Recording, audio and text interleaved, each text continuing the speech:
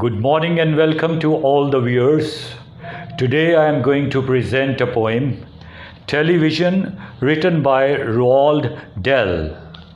The poet calls television a ridiculous machine और कवि television को एक बहुत ही मूर्खता फैलाने वाली मशीन कहता है. He wants the children to read and play, और वो चाहता है कि बच्चे ज़्यादा पढ़ें और खेलें इंस्टेड ऑफ वॉचिंग टेलीविज़न, इसकी बजाय कि वो टेलीविज़न देखें. अकॉर्डिंग टू द पोइट के अनुसार the TV set should be replaced with a book shelf. कवि के अनुसार टीवी की जगह पर हमें बुक शेल्फ रखना चाहिए so that the children are bound to read books, ताकि बच्चों को मजबूर होकर किताबें पढ़नी पड़े. The most important thing we have learned so far as children are concerned, और सबसे ज़रूरी बात जो हमने सीखी है जिसका संबंध बच्चों के साथ है, is never let them near your television set, कि अपने बच्चों को अपने टेलीविज़न सेट के करीब कभी मत जाने दें. और better still, just do not install the idiotic thing at all. बेहतर यही होगा कि आप अपने घर के बीच में इस मूर्ख बनाने वाली वस्तु को अपने घर में बिल्कुल इंस्टॉल ही ना करें, इसको लगाए ही ना. In almost every house we have watched them gaping at the screen. जहाँ कहीं भी, जिस घर में भी हम गए हैं, उस घर के बीच में हमने बच्चों को बड़े ध्यान से मुंह खोलकर टेलीविज़न स्क्रीन की ओर देखते देखा है. They loll and slop and lounge about and stare until their eyes pop out. और हम देखते हैं कि वो अपना समा जो है वो कभी बैठकर, कभी खड़े होकर और कभी लेटकर सुस्ती में अपना समा जो है वो गुजारते हैं, और लगातार टीवी को इतने गौर से देखते हैं, तब तक देखते रहते हैं जब तक कि उनकी आंखें बाहर ही ना निकल आए.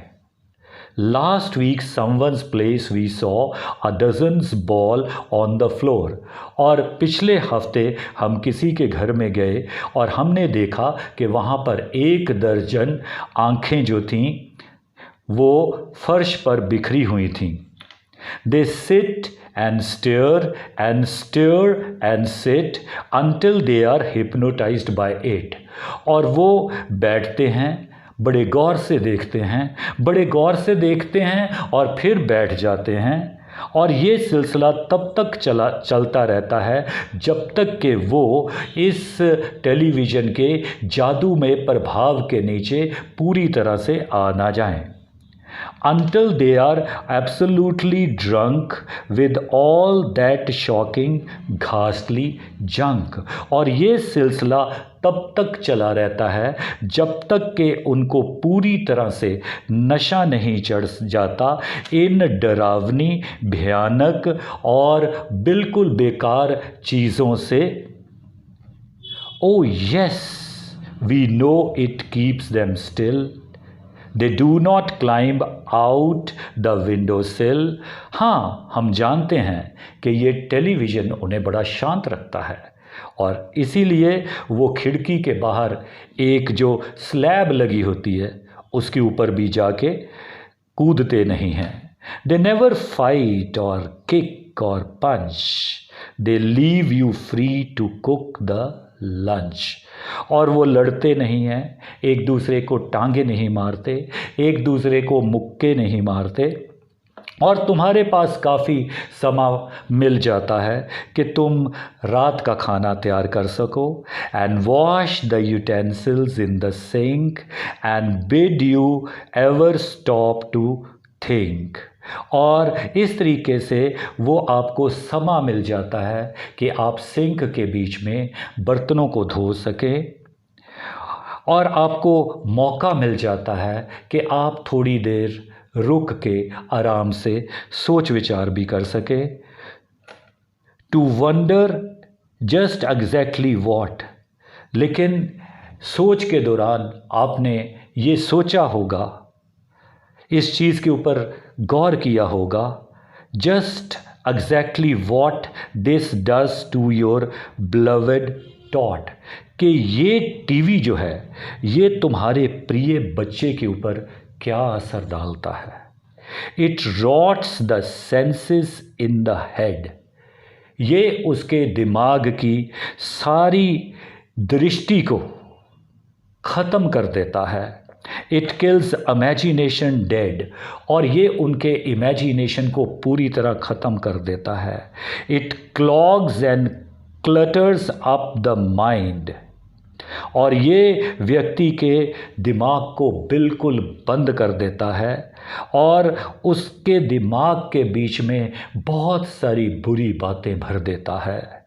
It makes a child so dull and blind, और ये बच्चे को इतना दिमागी तौर से कमज़ोर कर देता है और उसको दृष्टिहीन कर देता है। He can no longer understand a fantasy, कि वो किसी चीज़ को समझ नहीं सकता, वो किसी चीज़ को इमेजिन नहीं कर सकता और वो किसी चीज़ का आनंद नहीं ले सकता। अ फैंटेसी, अ फेरी लैंड, इमेजिनेशन उसका बिल्कुल ख़त्म हो जाता है और इमेजिनेशन से प्राप्त होने वाली जो खुशी है वो भी उसकी जाती रहती है। His brain becomes as soft as cheese, his powers of thinking rust and freeze, उसका दिमाग जो है वो बिल्कुल मंद बुद्धि के समान हो जाता है। उसकी सोचने की प्रतिभा को जंग लग जाता है और वो सोचना बंद कर देता है। He can not think, he only sees. अब वो सोचने के काबिल नहीं रहता, अब तो वो केवल देख ही सकता है। All right you will cry, all right you will cry. हाँ बिल्कुल ठीक है, तुम सब चला के कह रहे हो, बिल्कुल ठीक है, तुम सब चला के कहोगे। But if we take the set away, what shall we do to entertain our darling children, please explain. लेकिन यदि हम इस टेलीविज़न को यहाँ से बाहर निकाल दें तो हम अपने बच्चों का मनोरंजन कैसे करेंगे, अपने प्यारे बच्चों का मनोरंजन कैसे करेंगे? कृपा करके ये तो जरा बता दो। We will answer this by asking you. इस प्रश्न का उत्तर हम आपसे एक प्रश्न करके पूछेंगे। What use the darling ones to do, तुम्हारे प्रिय बच्चे क्या करते थे, या पहले ज़माने के लोग क्या करते थे। How used they keep themselves contented before this monster was invented. जब इस राक्षस टेलीविज़न की खोज नहीं हुई थी तो लोग अपने आप को संतुष्ट रखने के लिए तब क्या करते थे। Have you forgotten? क्या उन सब बातों को, उस समय को आप भूल चुके हैं? Don't you know? क्या तुम्हें यह पता नहीं है? Will say it very loud and slow. हम बड़ी ऊंची आवाज में और धीमे धीमे ये कहेंगे, they used to read, they read and read. वो पढ़ा करते थे, लगातार पढ़ते थे एंड रेड, और पढ़ते ही रहते थे and then proceeded to read some more, और फिर कुछ और पढ़ते थे। ग्रेट स्कॉट, महान स्कॉट को पढ़ते थे, गेट्सॉक को पढ़ते थे। 1/2 their life was reading books. उनका आधा जीवन किताबें पढ़ने में जाता था। The nursery shelves held books galore, books cluttered up the nursery floor. और नर्सरी के बीच में नर्सरी के जो शेल्फ थे वो किताबों की बहुतात से भरे होते थे। और नर्सरी स्कूल्स के बीच में फर्श के ऊपर हर तरफ किताबें जो थी वो बिखरी होती थी। लग रहा था कई बार के एक दूसरे के साथ टकरा रही होती थी। And in the bedroom by the bed more books were waiting to be read. Bedroom के बीच में बेड के ऊपर हमेशा किताबें इंतज़ार करती रहती थी कि उन्हें कोई पढ़ेगा। Such wondrous fine fantastic tales of dragons, gypsies, queens and whales. और ये बहुत ही हैरान करने वाली शानदार महान कहानियाँ जिनके बीच में राक्षस, खानाबदोश, रानियाँ और वेल मच्छियाँ होती थी। And treasure isles and distant shores where smugglers rode with muffled oars. और हम पढ़ा करते थे उन आइलैंड्स के बारे में जहाँ पर बड़े खजाने होते थे। एंड डिस्टेंट शोर, और दूर दूर के समुंदर के किनारों के बारे में, जहाँ पर स्मगलर्स जो थे वो अपने चेहरों को छुपाते थे और किसी न किसी के साथ लड़ रहे होते थे और अपने पोल्स का इस्तेमाल कर रहे होते थे। And pirates wearing purple pants and selling ships and elephants. और हम देखते थे कि समुद्री चोर, उन्होंने जामनी रंग की पैंटें पहनी होती थी और समुद्री जहाज़ों को हम देख रहे होते थे। साथ ही साथ हम हाथियों के झुंड का समूह देखकर भी खुश हो रहे होते थे। And cannibal crouching round the pot stirring away at something hot. और मनुष्य का मांस खाने वाले लोग एक बर्तन के बीच में वो बर्तन के ऊपर झुके होते थे और वो उसको हिला रहे होते थे, कोई ऐसी चीज़ जो कि उस बर्तन के बीच में गर्म हो रही हो। It smells so good. What can it be? God gracious, good gracious, it's Penelope. कितनी अच्छी खुशबू आ रही है, ये क्या हो सकता है? बाप रे बाप, ये तो पेनीलोप है। The younger ones had Beatrix Potter.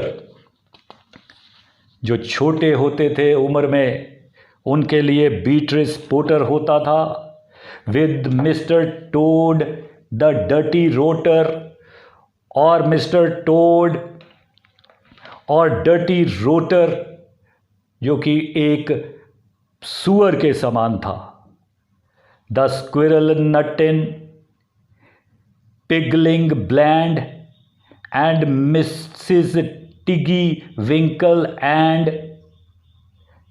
ये सब चीज़ें, ये सब करैक्टर्स हम पढ़ते थे, इनका आनंद लेते थे।